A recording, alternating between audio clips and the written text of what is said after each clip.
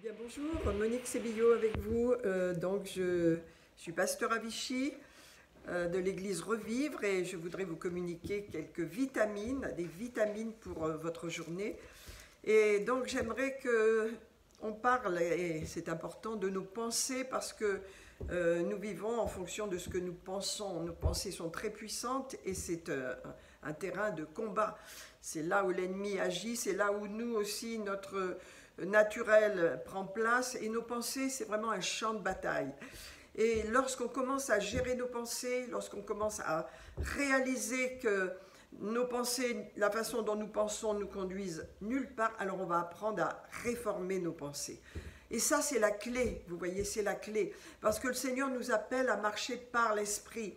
Alors, bien sûr, notre esprit est vivant, mais nos pensées sont souvent en désaccord avec notre esprit. Nos pensées abritent de la peur, abritent de la crainte, quelquefois des mauvaises pensées, des incertitudes, des insécurités, des troubles, des peurs. C'est terrible, le monde de la pensée doit être géré. Et nous avons la capacité de le faire plus que jamais dans notre monde. Nous avons besoin d'apprendre à penser de façon positive et de façon à gérer vraiment nos situations qui ne sont pas toujours faciles autour de nous, mais nous avons besoin d'apprendre à les gérer. Et ça, c'est le monde de la pensée. Et c'est important. Vous savez, le jour où j'ai été en contact avec des livres comme le pasteur Robert Schuller et comme Norman Vincent Peale et tous ces gens qui ont vraiment forgé et compris que les gens, les chrétiens ont un problème avec le monde de leurs pensées et qu'il faut apprendre à penser autrement pour vivre autrement. Alors j'ai été transformée. Ça m'a transformée. J'ai vraiment compris que le monde de ma pensée était négatif et que bien que j'aime le Seigneur et que je veux vivre une vie en accord avec lui, eh bien mes pensées vont contrarier absolument la parole de Dieu, puisque la parole de Dieu nous dit que nous avons tout pleinement en Jésus-Christ, que la joie du Seigneur est notre force. Et quand il n'y a pas de joie, quand il y a des pensées négatives, quand il y a toutes sortes d'inquiétudes, d'oppressions, de pensées négatives, on ne peut pas vivre dans la joie du Seigneur. Alors qu'est-ce qu'il faut faire? Réformons nos pensées.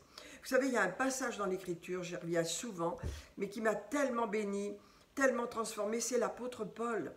Combien l'apôtre Paul a dû apprendre à gérer ses pensées avec le passé qu'il avait, avec sa personnalité également, et comment il a pu vivre avec toute cette équipe merveilleuse qu'il avait autour de lui, mais il pensait, c'est un penseur positif. Et vous avez un modèle de pensée, de l'influence qu'il avait sur ses amis, sur ses disciples qui travaillaient avec lui. Vous le trouvez dans Philippiens chapitre 1, le verset 12 à 14. Vraiment, je vais vous le lire parce que on peut méditer sur ces versets et je vous invite à le faire parce que honnêtement, nous dans le naturel, on ne comprend pas comment c'est possible. Alors je vais vous les lire. Alors l'apôtre Paul parle et dit: je veux que vous sachiez, frères, que ce qui m'est arrivé a plutôt contribué au progrès de l'évangile. En effet, dans tout le prétoire et partout ailleurs, nul n'ignore que c'est pour Christ que je suis dans les liens. Ça veut dire que je suis emprisonné, je suis dans les chaînes, je suis en prison. Tout le monde sait que c'est à cause de ma foi en Christ. Et la plupart des frères qui sont avec moi, donc dans le Seigneur, encouragés par mes liens, c'est cela que j'aime, encouragés par mes liens, ont plus d'assurance pour annoncer sans crainte l'évangile.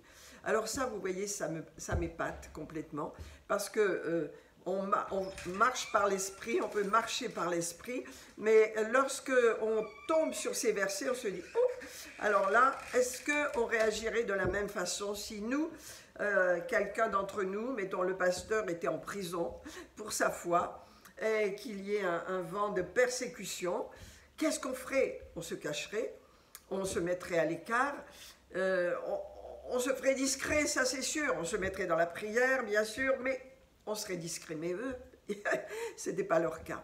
Encouragés par mes liens, ils avaient beaucoup plus d'assurance pour annoncer l'évangile. Et là, je me dis: Seigneur, ça c'est un monde différent. C'est ce qu'on appelle un monde différent, c'est le monde de l'esprit, c'est le monde d'une pensée aussi qui est tournée vers la confiance en Dieu et vers un zèle extraordinaire. Parce que comment est-ce qu'on peut être encouragé quand votre leader est en prison? Il est dans les chaînes, et c'est pour le Seigneur qu'il est dans les chaînes. Ça veut dire que sa liberté est réduite, qu'il est sûrement dans une certaine souffrance physique, je ne sais pas dans quel état il était, et donc il a bien sûr autour de lui ces jeunes gens qui sont là. Il a des gens dans tout le prétoire qui sont en train de faire du bruit, certains annoncent l'évangile avec des mauvaises attitudes, d'autres l'annoncent, mais en tous les cas, tous ont un zèle parce qu'ils sont encouragés par ce que vit l'apôtre Paul. Et là, vous savez, on a besoin de s'arrêter, de réfléchir, parce que ça, c'est surnaturel. On ne peut pas être encouragé quand les gens sont en prison. Au contraire, on va être attristé profondément, on va souffrir, on va pleurer, on va prier, on va se lamenter et on va se faire discret. Ce n'est pas leur cas. Et ça, c'est la vie de l'esprit, parce que la vie de l'esprit va en accord avec nos pensées. Et si on abrite toutes sortes de mauvaises pensées, de peur, d'inquiétude, vous savez, le monde, on suit certaines nouvelles et on est bombardé par tout ce qui se passe. Et on se dit, j'écoutais une femme qui a 2 enfants et qui disait, mais il n'y a plus de sécurité, je ne sais pas comment mes enfants vont faire pour aller en université, c'est trop dangereux. Et alors, comment est-ce que les gens peuvent vivre comme ça ? Il faut penser autrement. Dieu nous garde, Dieu nous protège et il nous dit, on a une voie à suivre et cette voie, elle est toute tracée. Le Seigneur nous ouvre la marche, mais nous devons changer nos pensées. Alors, il faut les réformer. Vous savez, dans 2 Corinthiens 10, l'apôtre Paul dit que les pensées peuvent être des forteresses. Dans notre vieille Europe, il y a beaucoup de châteaux forts. On en a visité plusieurs. Et donc, ce sont des châteaux forts où on voit que les murs sont construits avec presque 2 mètres de large. C'est tellement puissant, c'est fait pour résister aux boulets de canon, à tout ce qui, aux offensives de l'ennemi. C'est fait pour sécuriser. Eh bien, l'ennemi, vous savez, pour être sécurisé, il se cache derrière des pensées.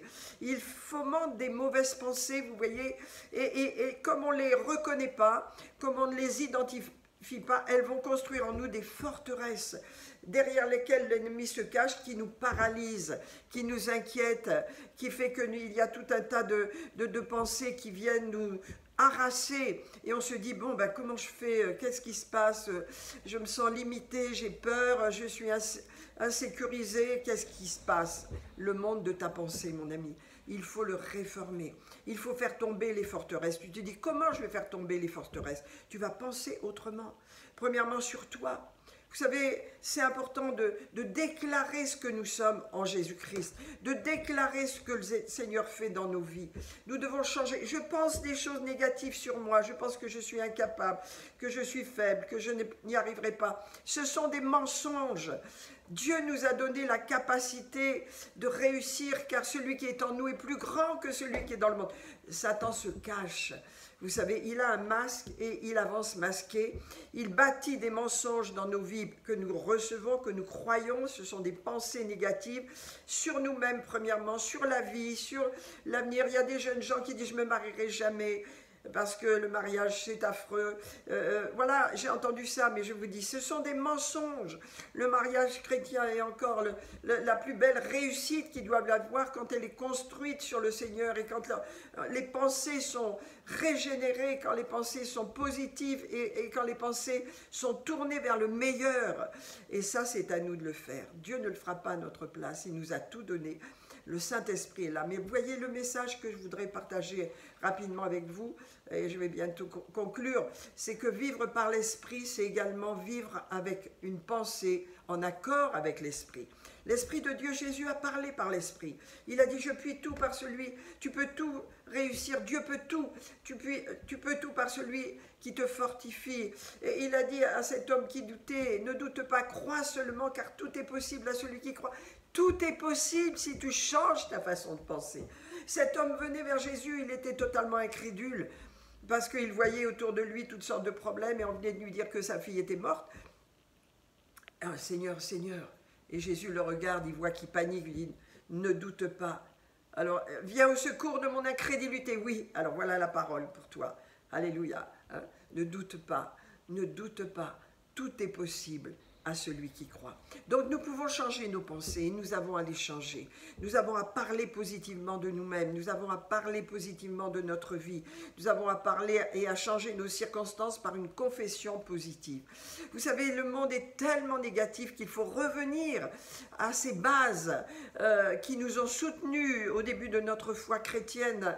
Ça m'a beaucoup soutenu, beaucoup apporté cette pensée nouvelle, de chasser les mauvaises pensées, de les remplacer par des bonnes bonnes pensées. Ce qui bâtit votre personnalité, c'est de bien penser sur vous-même, ce que vous êtes, ce que vous avez, qui vous êtes en Christ. C'est merveilleux de savoir et de se connaître à travers le prisme de l'Évangile.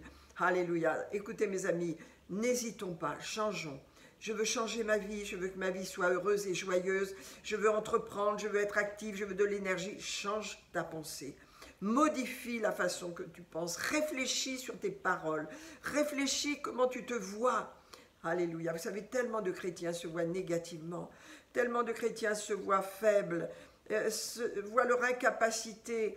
Et ils restent dans ce, on peut dire, dans ce cycle-là, dans ce cercle, parce qu'ils ne changent pas leur pensée. À partir du moment où tu changes le monde de ta pensée, ta vie va changer. C'est lié. Je suis le reflet de mes pensées. Dans les proverbes, vous le trouverez. Vous êtes le reflet de vos pensées. Alors je termine en vous disant, mon ami, commence à travailler sur ta pensée. Je vais t'apporter par la suite, je vais faire d'autres émissions rapidement, sur la façon de changer notre pensée par des confessions positives sur nous-mêmes et des confessions positives sur les autres, sur la vie, sur les situations. C'est ainsi que nous changeons vraiment le paradigme de notre vie. Tout ce qui a été programmé au travers de nos pensées vont changer si je change ma façon de me voir et de voir la vie. Et ça, c'est un travail que je peux faire. L'apôtre Paul a dit, on abat les forteresses, on les fait tomber en ajustant nos pensées, en travaillant sur nos pensées.